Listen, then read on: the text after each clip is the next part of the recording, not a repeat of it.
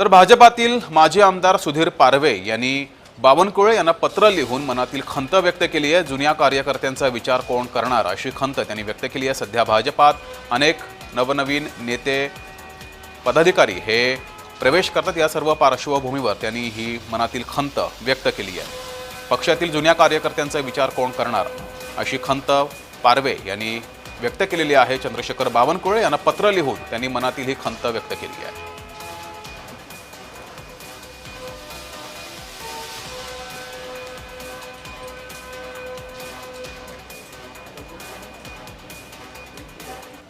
तर सुधीर पारवे यांच्यासोबत संवाद साधलाय आमचे प्रतिनिधी मोहतुरे यांनी। पाहूयात।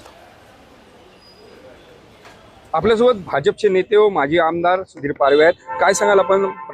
माजी प्रदेश अध्यक्ष चंद्रशेखर बावनकुळे यांना पत्र लिहिलं आणि आपली खतखत जी आहे ते त्या पत्रातून व्यक्त केलेली आहे। काय आपण नाराज आहात? नाही, मी नाराज नाही। सर्वात प्रथम आदरणीय बावनकुळे साहेब आमचे नेते आहेत। त्यांच्यासोबत मी सातत्याने सुरुवातीपासूनच जिल्हा परिषद पासून काम करतो आणि पार्टीच्या माध्यमातून जिल्हा परिषद असेल, बाजार समितीचा उपसभापती असेल, आमदार असेल, हे बरेच वर्ष स्पॅन मी काढलेला आहे। पार्टीने भरभरून मला दिलेल्या मी पार्टीचा फार मोठा आभारी आहे। आताही मला तिकीट दिली त्याच्यामध्ये। तर अशा याच्यामध्ये जे पत्र दिलेलं आहे ते पत्र दिले की सामान्य माणसाची भावना समजून मला तर मी तर आमदार होतोच ना, मला त्या समन्वय समितीचं अध्यक्षपद एका तालुक्याचं दिलेलं आहे, तर तेच एका सामान्य कार्यकर्त्याला द्यावं ही भूमिका आहे।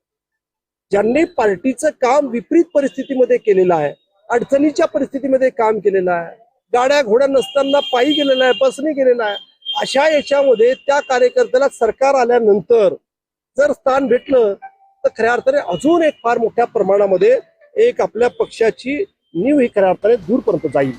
हा सगळा विषय आहे।